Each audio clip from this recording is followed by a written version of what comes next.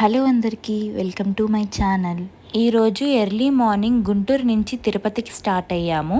Around 6.5 hours పట్టింది. మధ్యలో అలా హాఫ్ అన్ అవర్ బ్రేక్ ఇచ్చాము. టిఫిన్ తిని మళ్ళీ స్టార్ట్ అయ్యాము.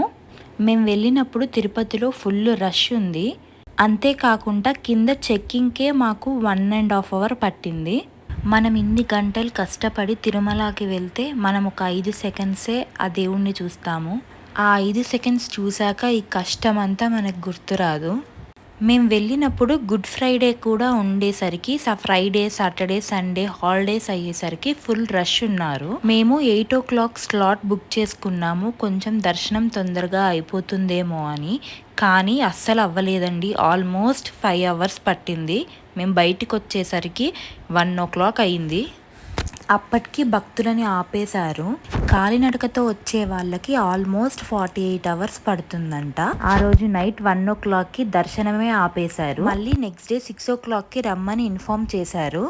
మేము ప్రతి ఇయర్లీ వన్స్ అయినా తిరుమలకి వస్తాము. లాస్ట్ ఇయర్ అయితే ఖుషికి 1 year బిలోనే కాబట్టి ఈజీగా దర్శనం అయిపోయింది మాకు ఒక 1 hourలో. 1 year బిలో వాళ్ళకి సూపదం ఎంట్రీ అని ఉంటుంది, అక్కడి నుంచి పోవచ్చు. మనం టికెట్ బుక్ చేసుకున్నప్పుడే ఏజ్డ్ పీపుల్స్ ఉంటే వాళ్ళకి కూడా మనం ఏజ్ మెన్షన్ చేస్తే ఏదో ఒక స్పెషల్ ఎంట్రీలో పంపిస్తారు. దర్శనం కూడా కొంచెం వాళ్ళకి కూడా తొందరగా అవుతుంది.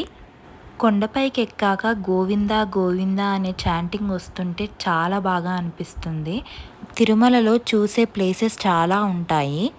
మేము ప్రతి ఇయర్ వెళ్తాం కాబట్టి 2-3 ప్లేసెస్ చూసేసి వస్తాము.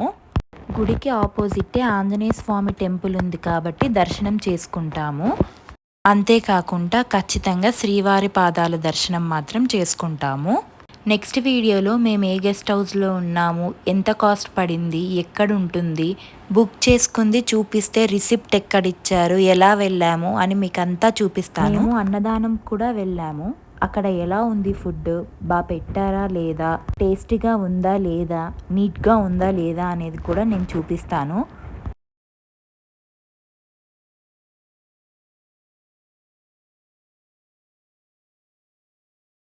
నన్ను ఎంకరేజ్ చేస్తున్న వాళ్ళందరికీ థ్యాంక్ యూ. అలాగే సబ్స్క్రైబ్ కూడా చేసుకోండి. Thanks for watching. Please subscribe.